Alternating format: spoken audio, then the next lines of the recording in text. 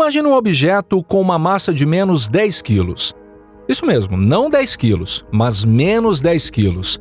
Se algo assim existisse, como será que ele se comportaria? Se você empurrasse com a mão, ele não iria para frente. Na verdade, aceleraria na direção contrária, vindo direto na sua direção. Parece impossível? Mas do ponto de vista matemático, não há problema nenhum. Por exemplo, na famosa equação do movimento de Newton, F igual ma, se a massa for negativa, o vetor da força simplesmente fica no sentido oposto ao da aceleração. Só isso. E se você deixasse uma bola dessas cair no chão, pasme, ela cairia para cima. Parece coisa de doido, não é? Mesmo assim, a massa negativa não é só devaneio de escritor de ficção científica, não. Ela é discutida com seriedade na física moderna.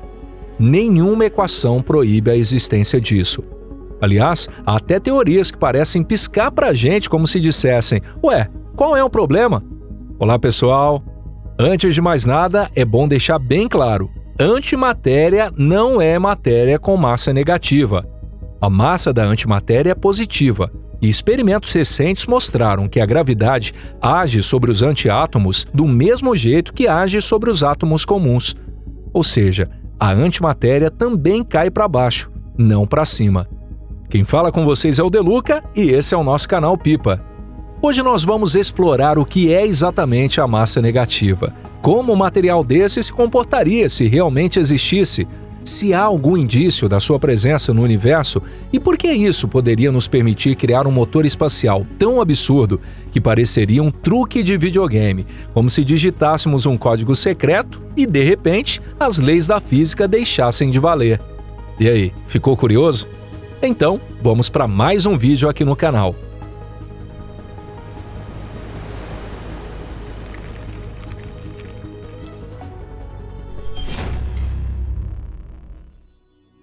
A massa não é tão simples assim. Vamos começar com uma pergunta simples. Afinal de contas, o que é a massa? Na escola, normalmente se ensina que massa é a quantidade de matéria que algo tem. Se imaginarmos o mundo como um conjunto de pequenos átomos esféricos, essa definição faz bastante sentido. Quanto mais esferas houver, maior será sua massa. Mas na física moderna, a coisa é bem mais complicada. Nessa abordagem, as partículas não são esferas, e sim flutuações em campos. A massa não depende apenas de quanto de matéria existe ali. Ela surge de várias interações, como o campo de Higgs, as forças nucleares fortes e a energia de ligação dentro dos prótons e nêutrons. No caso do elétron, por exemplo, sua massa é totalmente determinada pelo campo de Higgs, associado ao bóson de Higgs descoberto em 2012. Mas, com os prótons e os nêutrons, a história é bem diferente. Na verdade, para ser exato, é praticamente o oposto. Cerca de 99% da massa dos prótons e nêutrons vem da energia da força nuclear forte que atua dentro deles. A parte que vem do Higgs representa apenas 1%. Além disso, a massa tem duas funções distintas. A primeira é a chamada massa inercial. É aquela letra M da segunda lei de Newton, lembra? Quando você está num ônibus e o motorista freia bruscamente e seu corpo vai para frente, te dando vontade de gritar: "Aqui tem gente, hein?", a culpa é da sua massa inercial. A segunda é a massa gravitacional. Na mecânica de Newton, essas duas massas são tratadas como tendo exatamente o mesmo valor. E Einstein foi além. Em sua teoria da relatividade geral, ele declarou que as duas são idênticas e fez disso a base de toda a teoria. E é a partir daqui que as coisas começam a ficar realmente interessantes. Porque quando adicionamos a esse conceito de massa com duas faces um tempero chamado massa negativa, a física entra de cabeça num território exótico. O mais curioso é que mesmo se colocarmos uma massa negativa discretamente em qualquer equação que envolva massa, as fórmulas continuam funcionando. Sim, matematicamente tudo bate certinho. É estranho, mas a matemática parece aceitar numa boa esse tipo de travessura. Como a massa negativa se comporta? Vamos fazer alguns experimentos mentais. Experimento número 1. Massa inercial negativa, mas massa gravitacional positiva.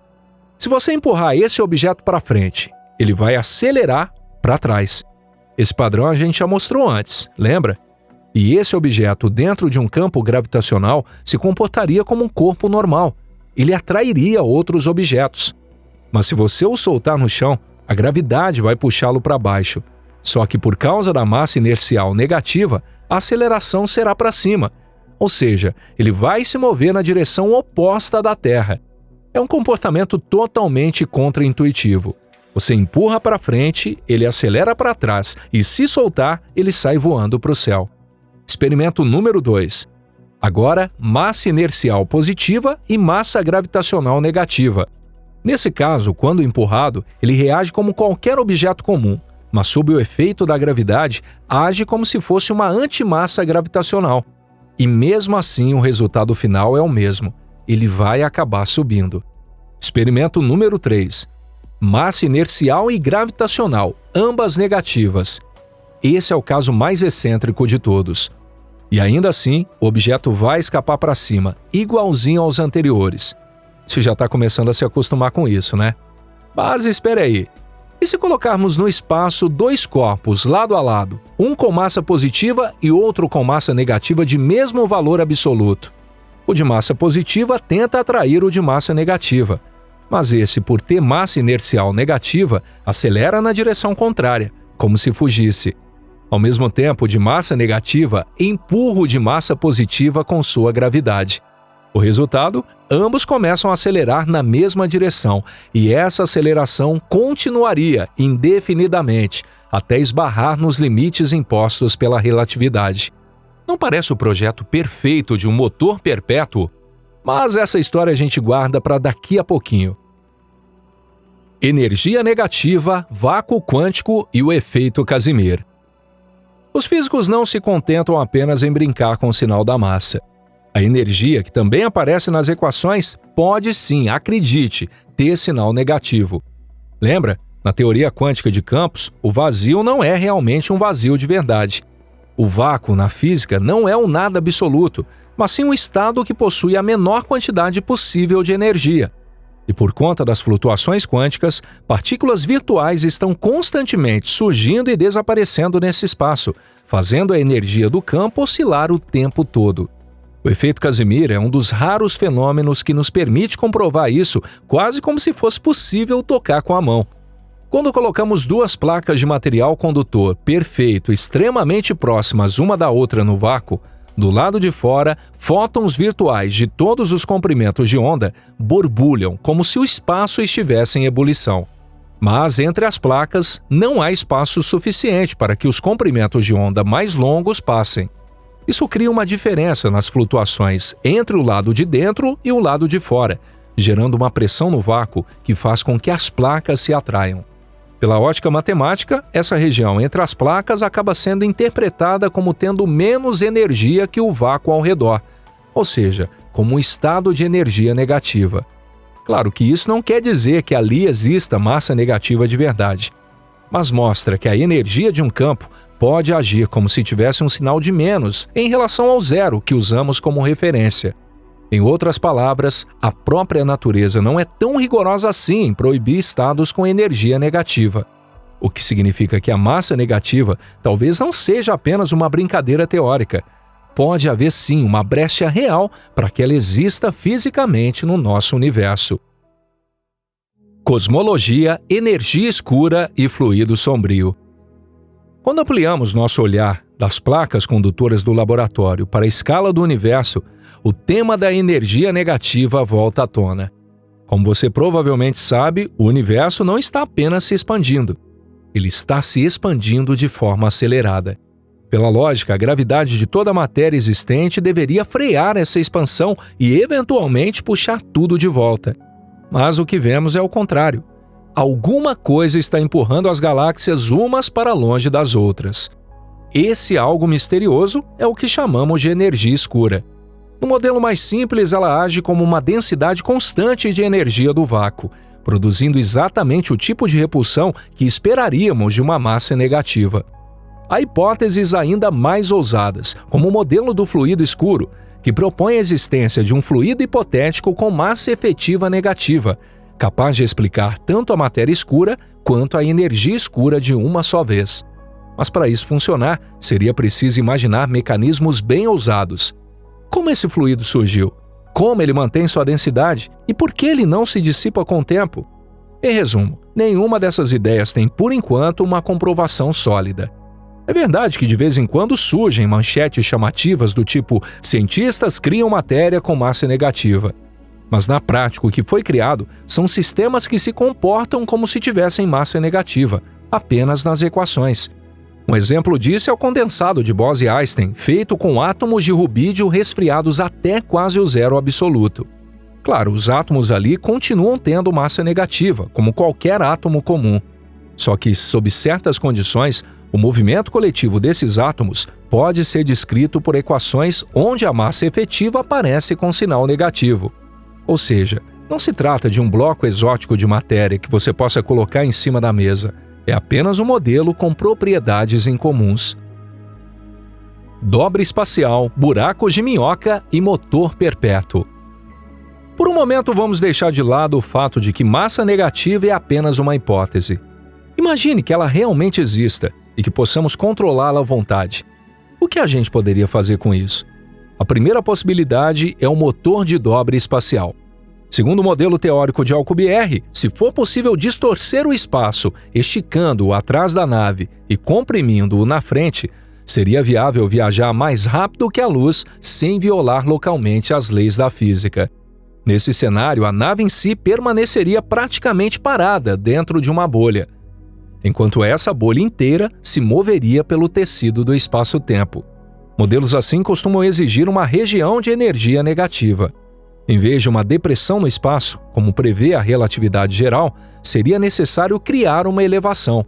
E essa tal elevação pode ser gerada usando massa negativa. A segunda possibilidade são os buracos de minhoca.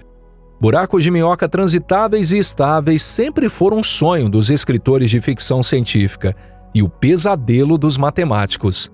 Sem algum tipo de apoio especial, esses túneis no espaço-tempo tendem a colapsar quase imediatamente. Uma das teorias propostas é envolver a garganta do buraco de minhoca com matéria que contém energia negativa, para empurrar gravitacionalmente de volta o espaço e a matéria que tentam fechar o túnel. Ainda não sabemos se uma estrutura dessas realmente pode existir. Mas uma coisa é certa, as equações matemáticas não proíbem isso de forma clara. A terceira ideia é o motor de Forward. Por fim, temos talvez o cenário mais apelativo de todos, o motor que usa um par de massas, uma positiva mais m e outra negativa menos m. Já falamos rapidamente sobre isso antes. A massa positiva atrai a negativa e a negativa empurra a positiva. O resultado é que as duas começam a acelerar juntas na mesma direção. E o mais incrível, sem nenhum gasto de combustível no sentido tradicional. À primeira vista, isso parece violar a conservação da energia. Mas se considerarmos que a massa negativa também tem energia e o momento linear com sinal negativo, então o momento total do sistema continua sendo zero, mesmo com as acelerações. Da mesma forma, a energia total do sistema também continua sendo zero. Ou seja, tecnicamente, nenhuma lei da física está sendo violada. O problema está em outro ponto. Basta um pequeno desequilíbrio entre as massas, um impacto com poeira ou fótons, ou até mesmo uma tentativa de mudar a direção, e todo esse mecanismo aparentemente perfeito entra em colapso. E a maior das questões, onde afinal a gente conseguiria vários quilos de massa negativa? Ai, ai. Vamos então recapitular tudo o que vimos até aqui. Massa e energia negativa são conceitos que, em teoria, são permitidos. Nem a mecânica newtoniana, nem a relatividade geral os proíbem por si só. O vácuo quântico e o efeito Casimir mostram que é possível manipular a energia dos campos e que, em certas condições, ela pode até se comportar como se estivesse abaixo de zero. Na cosmologia, surgem hipóteses como a energia escura e o fluido escuro, e nelas, o conceito de energia negativa também aparece. Por outro lado, o que conseguimos criar em laboratório até agora são apenas sistemas que se comportam como se tivessem massa negativa. Não são substâncias exóticas reais. A gente ainda não sabe se existe em algum lugar do universo matéria com massa negativa de verdade. Mas se um dia conseguirmos criá-la e mantê-la de forma estável, Isso não será apenas uma nova descoberta de material. Isso será a chave para reescrever tudo o que pensamos sobre movimento, gravidade e como viajar pelo universo. Por enquanto, a massa negativa permanece numa zona cinzenta. As leis da física teoricamente não dizem não. Mas o nosso senso comum grita: fala sério, isso é impossível. Só que um dia dizer que o elétron era ao mesmo tempo partícula e onda também parecia impossível. E hoje em dia, isso é pura rotina da física. E se você curtiu o nosso vídeo de hoje, não esqueça de deixar o like e compartilhar. Muito obrigado por assistir até aqui. E a gente se vê na próxima aqui no canal Pipa. Até lá!